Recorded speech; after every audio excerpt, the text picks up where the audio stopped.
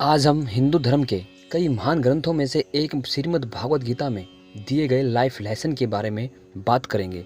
यह लेसन हमें जीवन जीने का तरीका बताते हैं, क्योंकि जो प्रश्न उस समय अर्जुन ने पूछे थे वह सिर्फ उस समय के लिए ही मायने नहीं रखते हैं, बल्कि यह प्रश्न और समस्याएं हमें आज के ज़माने में भी सताती हैं।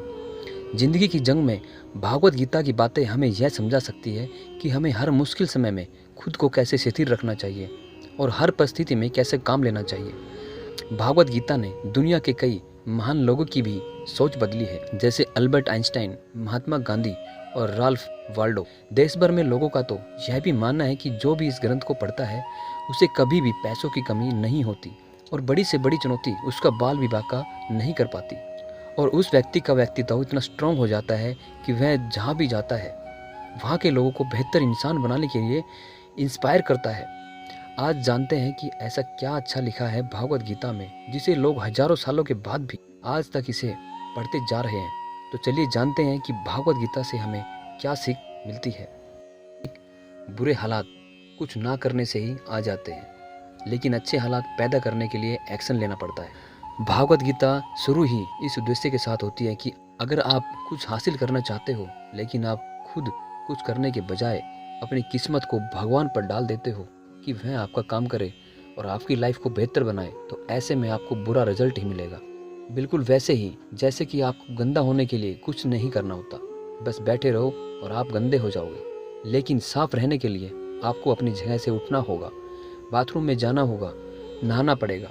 ऐसा इसलिए क्योंकि हमारी बॉडी दुनिया के डिसऑर्डर से फाइट कर रही होती है, और जो इंसान इस फाइट में इनएक्टिव हो जाता है वह इंसान अपनी ज़िंदगी के हर पहलू में हारता रहता है। नंबर 2, बदलाव एक जीवन का नियम है, इसलिए हर खुशी या दुख अस्थायी होता है। अध्याय 2 के श्लोक 14 में श्री कृष्ण कहते हैं, ओ कुंती पुत्र, तुम्हारी इंद्रियां आवाज़, गंध, स्वाद या महसूस करे जाने वाली चीज़ों के संपर्क में आकर तुम्हारे अंदर ठंड, गर्मी, सुख, दुख या तनाव जैसी स्थिति पैदा करती है।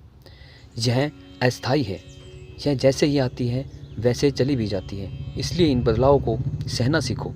सफलता या महारत हासिल करने के लिए एक इंसान को परिस्थितियों के हिसाब से ढलना होगा, बेहतर समाधान ढूंढने होंगे और अपनी उपलब्धियों को पहचानना होगा।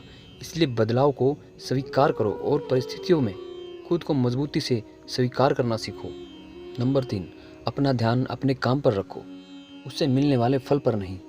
यहाँ पर लक्ष्य बनाने की बात की जा रही है। ज़्यादातर लोग यह तो डिसाइड कर लेते हैं कि उन्हें क्या प्राप्त करना है, लेकिन वह कभी भी अपने लक्ष्य के रास्ते में आने वाले मुसीबतों को पार नहीं कर पाते।